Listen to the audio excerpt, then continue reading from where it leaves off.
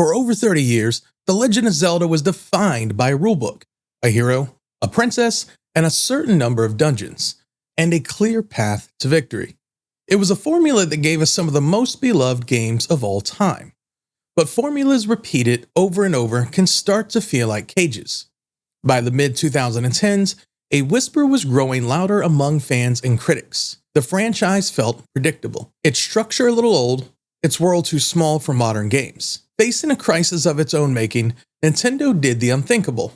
They decided to tear up the rulebook. This is the story of how the biggest risk in Zelda history didn't just save the franchise, it created a masterpiece that would change the way we think about open-world games forever. To really understand the revolution that was Breath of the Wild, you first have to understand the crisis that made it necessary. The Legend of Zelda, a cornerstone of Nintendo's entire legacy, was starting to feel trapped by that very legacy. While games like Ocarina of Time had practically written the manual for 3D adventure games, the titles that followed, good as they were often seen as variations on that same theme. You know the drill. You start the game, get funneled through a specific series of dungeons, get an item in each one, and use that item to solve puzzles and beat the boss. The peak of this design, and maybe its breaking point, was 2011's The Legend of Zelda Skyward Sword. It was a game with a beautiful story and some truly clever dungeons, but it was also criticized for being incredibly linear. Players felt less like they were exploring and more like they were being dragged by the hand from one point to the next. The sky, which was meant to feel freeing, felt disconnected and kind of empty. The game was padded out, and your progress was strictly controlled. It was the ultimate version of the Zelda formula, and for a lot of people, it just felt confining. This feeling wasn't just coming from outside Nintendo, it was being felt inside the company too. Eiji Aonuma, the series producer, who had guided Zelda for years, was getting tired. In a now famous 2013 interview, he admitted, "I'm kind of getting tired of it. If I'm getting tired of it, then I'm sure other people are getting tired of it." He wasn't just tired of Zelda itself, but of what he called the same constituent that has been used to make Zelda up until now. He started asking a question that would change everything. Why does it have to be traditional? The pressure was on. The Wii U console wasn't doing well, and fan expectations were higher than ever. Nintendo knew this next Zelda had to be more than just another game. It had to be a statement. Aonuma wanted to bring back that feeling from the 1986 original. The pure thrill of discovery. The feeling of wide open world, where you, the player, decided where to go next. He wanted to make a Zelda that, at first glance, would make people ask, wait, is this Zelda? Before realizing, oh, it's Zelda. The stage was set for something radical. A project that would throw out every long-held rule about what a Zelda game was supposed to be. The journey to reinvent Hyrule didn't start with some grand 3D world, but with something much simpler. A 2D prototype that looked a lot like the original 1986 Legend of Zelda. This wasn't just for nostalgia, it was a laboratory. It was here, in this 8-bit playground, that the development team led by director Hidemaru Fujibayashi started to test the core ideas of what would become Breath of the Wild. They wanted to move away from passive game design, where players just followed a path, and create an active game that would react to whatever the player wanted to try. Early on, the team was throwing around some wild ideas. They considered a sci-fi epic called The Legend of Zelda Invasion, which would have had UFOs and even a modern-day game called Hyrule Wars. There was concept art of Link in a tracksuit, as a biker, and even as a rock star. None of these ideas made it to the final game, but they served an important purpose. They helped the team break free from the creative box the series had been in for decades. Out of all this brainstorming, a new philosophy started to form. One that Fujibayashi called open air. This was more than just making an open world. It was about turning roadblocks into opportunities. In older Zelda games, a mountain was just a wall, something to force you down a set path. In this new game, a mountain was an invitation. It was a chance to climb, look around, and decide your own path. And that one simple idea, the ability to climb almost anything, became the foundation for the entire game. To make this new world work, the team built it on a few key pillars. The first was a powerful and consistent physics engine. This wasn't just for looks. It was part of the gameplay. A boulder wasn't just a rock. It was a weapon you could roll down a hill. A tree wasn't just scenery. It was a potential bridge you could chop down to cross a gap. The team called this multiplicative gameplay. By giving the players a few simple tools and a world that followed consistent rules, the number of ways to solve a problem would multiply. The second pillar was a system that the press and fans would eventually nickname the Chemistry Engine. As technical director Takahiro Doda explained, this system managed how elements like fire, water, ice, and wind would interact with everything in the world. Fire could burn grass, creating an updraft you could ride with your paraglider. Rain made cliffs slippery and harder to climb. A metal sword dropped in a thunderstorm would attract a bolt of lightning. It was a system built to encourage players to experiment and think creatively, to use real-world logic in a fantasy setting. The goal, as the developers put it, was to create moments where players would think, wow, I'm a genius. With the core ideas in place, the massive job of building the new Hyrule could begin. This world was so big and interactive that the old ways of doing things just wouldn't work.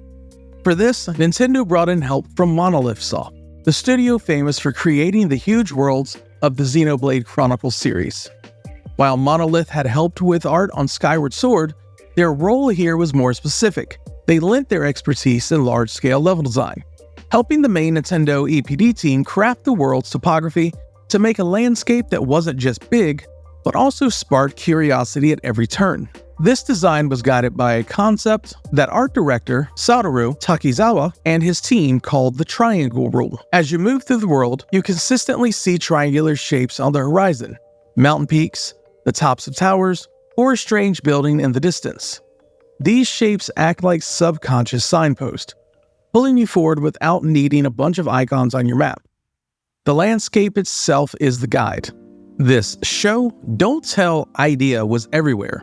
The art style, a beautiful mix of self-shading and a painterly look, was a specific choice. Takizawa wanted it to feel refreshing and full-flavored, balancing the look of an animated film with enough realism to make the world immersive. While the overall aesthetic was heavily inspired by anime like Studio Ghibli's Princess Mononoke or the ancient Sheikah technology, the team drew from a much older source: the patterns of prehistoric Japanese Jomon pottery. The sound design was also minimalistic.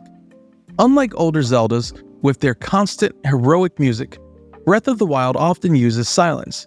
The main soundtrack is the sound of nature: the wind, the chirping of insects, the sound of rain. Quiet, delicate piano notes play when you discover something new, making those moments feel more special and earned.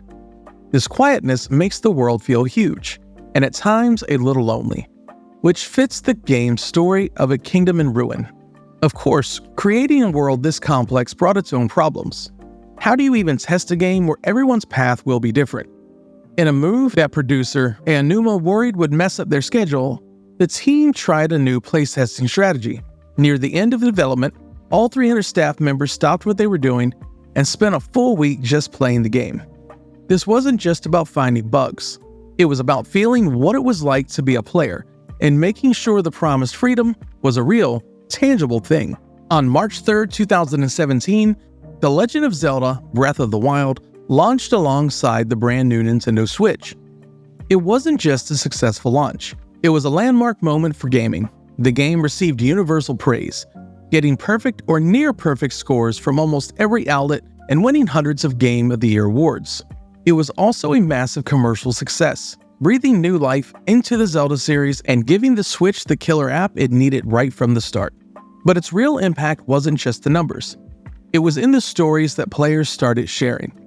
The internet was flooded with clips of incredible gameplay moments that the developers had never planned for. Players were using the Magnesis power to build flying machines out of minecarts. They were tying explosive barrels to balloons to create their own bombers. Speedrunners discovered a technique they called the bomb impact launch, using the stasis power to launch themselves across the map at incredible speeds.